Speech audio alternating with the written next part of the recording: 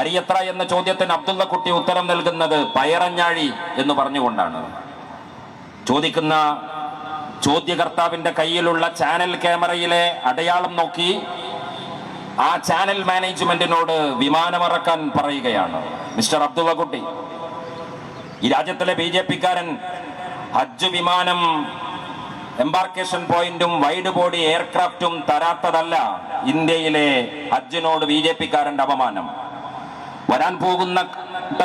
വരാൻ പോകുന്ന ചരിത്രം നരേന്ദ്രമോദിയുടെ 2ാം ടേമിലുള്ള ഭരണകൂടം രാജ്യത്തിലെ പ്രബലമായ ന്യൂനപക്ഷങ്ങളെ, വിശ്വാസികളെ എങ്ങനെ അപമാനിച്ചു എന്നതിന്റെ അടയാളമായി എണ്ണുന്നത് ഹജ്ജ് കമ്മിറ്റിയുടെ ചെയർമാന്റെ തലപ്പത്ത് അബ്ദുള്ള കുട്ടിയെ പോലെ ഒരു നാണം കെട്ട വഷളനെ ഇരുത്തി എന്നുള്ളതാണ് ഈ രാജ്യത്തിലെ ന്യൂനപക്ഷങ്ങളോട് BJP ചെയ്യുന്ന വഞ്ചന.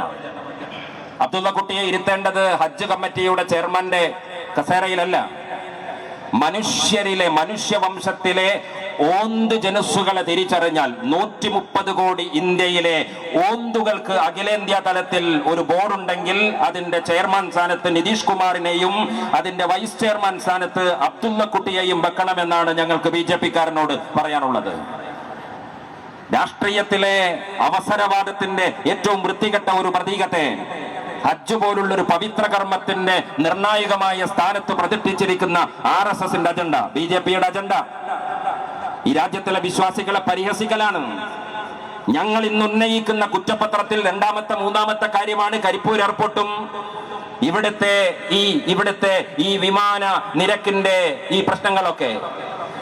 ഇത് സൂക്ഷ്മമായി പഠിക്കുമ്പോൾ 1ാമത്തെ പ്രശ്നം അബ്ദുള്ള കുട്ടിയെ പോലെ ഒരു വഷളനെ ഇതിന്റെ ചെയർമാൻ സ്ഥാനത്ത് ഇരുത്തുന്നു എന്നുള്ളതാണ്. എല്ലാ ചാനലുകളും ഈ പ്രശ്നം പുറത്തു കൊണ്ടുവന്നു. അദ്ദേഹം പറഞ്ഞത് മീഡിയ 1 വിമാനം കൊണ്ടുവരണം എന്നതാണ്. എത്ര പരിഹാസ്യമായിട്ടാണ് ഇദ്ദേഹം സംസാരിക്കുന്നത്. കാലിക്കറ്റ് എയർപോർട്ട് ഒരു ജനത പിച്ചവെക്കാൻ ആഗ്രഹിച്ച സ്വപ്നത്തിന് ചിറക് വെച്ചു കൊടുത്തു. പ്രിയപ്പെട്ട CH മുഹമ്മദ് കോയ, CHന്റെ സ്വപ്നമാണ് കാലിക്കറ്റ് എയർപോർട്ട് എന്ന് പറയുന്നത്. 1988-ൽ ഇന്ത്യയുടെ വ്യോമയാന ചരിത്രത്തിൽ പുതിയ അധ്യായം രചിച്ചുകൊണ്ട് കാലിക്കറ്റ് എയർപോർട്ട് ചിറക് വിരിച്ചു. ആദ്യത്തെ വിമാനം കോഴിക്കോട്ട് നിന്ന് മുംബൈയിലേക്ക് പറന്നു.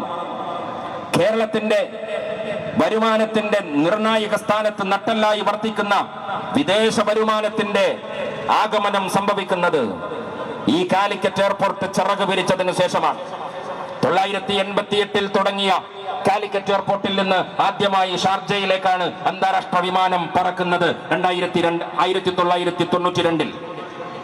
2006-ൽ കാലിക്കറ്റ് എയർപോർട്ട് അന്താരാഷ്ട്ര പദവിയിലേക്ക് വരികയാണ്. അന്താരാഷ്ട്ര പദവിയിലേക്ക് വരുന്നതിന്റെ മുമ്പേ ഈ എയർപോർട്ടിൽ വിദേശ പൗരന്മാർക്ക് വരാനുള്ള അനുമതിയില്ല. ഇന്റർനാഷണൽ എയർപോർട്ട് എന്ന് പറയുന്നത് ഒരു സ്റ്റാറ്റസ് ആണ്. കണ്ണൂരിലെ എയർപോർട്ട് ഇപ്പോഴും ഇന്റർനാഷണൽ സ്റ്റാറ്റസ് അല്ല. ഈ എയർപോർട്ടിനെ കൊല്ലുന്നതാരാണ്? ഇതൊരു ബോധപൂർവമായ കൊലപാതകത്തിന്റെ കഥയാണ് കാലിക്കറ്റ് എയർപോർട്ടിൻ്റെത്. നാടൻ ഭാഷയിൽ ഞങ്ങൾ പറയാം, 2 പ്രൈവറ്റ് ബസിന്റെ നടുവിൽ കുടുങ്ങിയ KSRTC പോലെയാണ് കാലിക്കറ്റ് എയർപോർട്ട്. 2 സ്വകാര്യ ബസ്സുകൾ, ഒന്ന് കണ്ണൂരിലെ സ്വകാര്യ എയർപോർട്ടും കൊച്ചിയിലെ സ്വകാര്യ എയർപോർട്ടും. മുതലാളിമാരുടെ കച്ചവടമാണ്. അതിനിടയിൽ കാലിക്കറ്റ് എയർപോർട്ട് എന്ന് പറയുന്ന KSRTCയെ മുന്നിൽ നിന്ന് വലിച്ചു പോകുന്ന കണ്ണൂരിലെ എയർപോർട്ട്, പിന്നിൽ നിന്ന് ഓണടിച്ച് ശല്യപ്പെടുത്തുന്ന കൊച്ചിയിലെ എയർപോർട്ട്. കാലിക്കറ്റ് എയർപോർട്ടിൽ നിന്ന് വൈഡ് ബോഡി വിമാനം നിർത്തിയാൽ കൊച്ചിയിലെ എയർപോർട്ടിന്റെ വരുമാനത്തിന്റെ 35% കൂടുന്ന മാന്ത്രിക സംഖ്യയെ നിങ്ങൾ കാണണം. കൊച്ചിയിലെ വരുമാനത്തിന്റെ 35% കൂടും. കച്ചവടമാണ് കൂട്ടരെ. യൂത്ത് ലീഗിന് പറയാനുള്ളത്, നിങ്ങൾ ഈ എയർപോർട്ടിനെ സ്വകാര്യവൽക്കരണത്തിന്റെ പേരിൽ മുതലാളിമാരുടെ താല്പര്യത്തിന് വേണ്ടി നിങ്ങൾ കൊന്നുകളയാനാണ് തീരുമാനമെങ്കിൽ നിങ്ങൾ സ്വകാര്യവൽക്കരിക്കുക. എന്നിട്ടെങ്കിലും ഈ എയർപോർട്ടിനെ രക്ഷപ്പെടുത്ത്.